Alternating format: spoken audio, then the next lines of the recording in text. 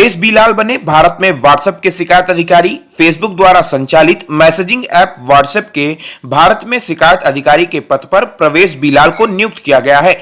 Facebook में केंद्र सरकार द्वारा हाल ही में जारी आईटी के नए अपडेट के अनुसार गूगल, फेसबुक, व्हाट्सएप जैसी कंपनियों के शिकायत अधिकारी की नियुक्ति शुरू कर दी है, जो कि 24 घंटे तक शिकायत का समाधान करेंगे। दिल्ली सरकार को राशन वितरित करने से नहीं रोका, किसी अन्य योजना से करे होम डिलीवरी। केंद्र दिल्ली में अरविंद केजरीवाल सरकार की घर घर तक राशन पहुंचाने की महत्वाकांक्षी योजना पर केंद्र सरकार द्वारा रोक लगाए जाने की खबरों के बीच केंद्र सरकार ने अपना बयान जारी कर पक्ष रखा। मुंबई महानगर पालिका बीएमसी ने ब्रेक द चेन के तहत अनलॉक की गाइडलाइंस जारी की हैं। राज्य सरकार ने जो गाइडलाइंस जारी की हैं, उसी के अनुरूप लेवल 3 कैटेगरी में मुंबई में भी पाबंदियों को कम करते हुए छूट दी जा रही है। सिर्फ लोकल ट्रेन में अत्यावश्यक सेवा में कार्यरत कर्मचारी ही सफर करेंगे। आम महिलाओं पर पाबंदी लागू रहेगी। इसके अलावा वैसे ही नियम रहेंगे जैसे लेवल 3 में दिए गए थे।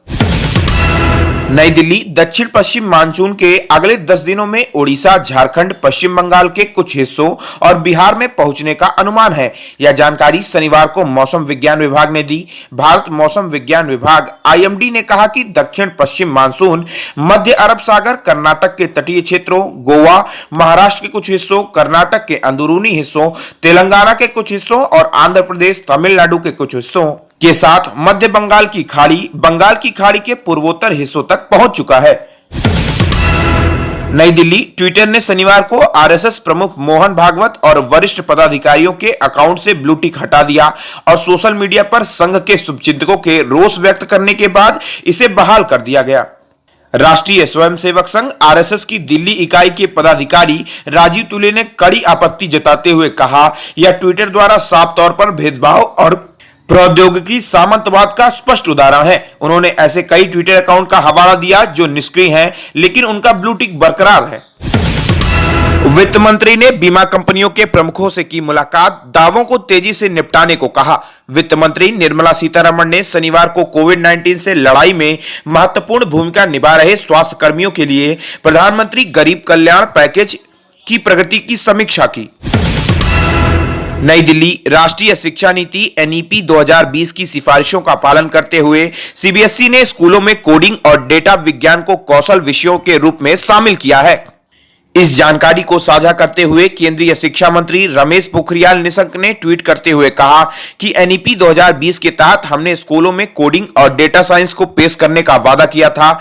आज सीबीएसई को 2021 के सत्र में इस वादे को पूरा करते हुए देख मुझे बहुत खुशी मिल रही है। माइक्रोसॉफ्ट के सहयोग से सीबीएसई भारत की भावी पीढ़ियों को नए जमाने में कौशल के साथ सशक्त बना रहा है।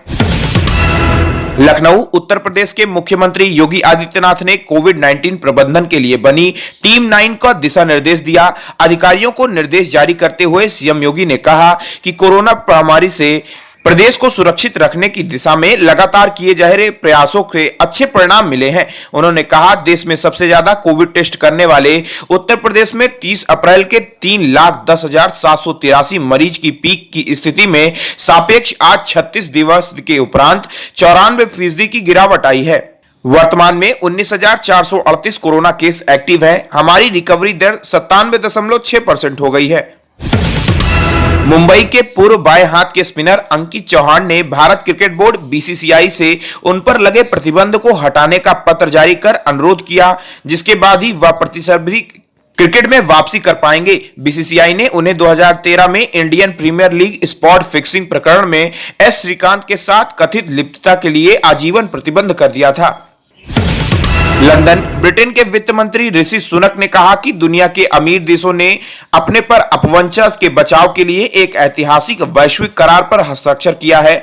इससे यह सुनिश्चित होगा कि वैश्विक प्रौद्योगिकी कंपनियां उचित तरीके से अपने हिस्से का कर भुगतान करें। सुनक ने बताया कि देशों के वित्त मंत्रियों ने लंदन में बैठकों के दूसरे और अंतिम दिन करार पर हस्ताक्षर किया। सुनक ने ट्विटर पर डाले गए वीडियो संदेश में कहा कि मुझे इस बात की खुशी है कि कई वर्षों के विचार विमर्श के बाद G7 के वित्त मंत्रियों ने आज वैश्विक कराधान प्रणाली में सुधार के लिए ऐतिहासिक करार पर हस्ताक्षर किया है। इससे यह सुनिश्चित होगा कि सही कंपनियां सही स्थान पर सही कर का भुगतान करें। नमस्कार दोस्तों, एशियन हेडलाइंस सच का आईना में देखिए राजनीति, मनोरंजन, बिजनेस, खेलकूद, धर्म और देश दुनिया की प्रमुख खबरें। एशियन हेडलाइंस पर हमारे चैनल को लगातार देखने के लिए सब्सक्राइब करें, बेल आइकन दबाकर अप्रूव करें।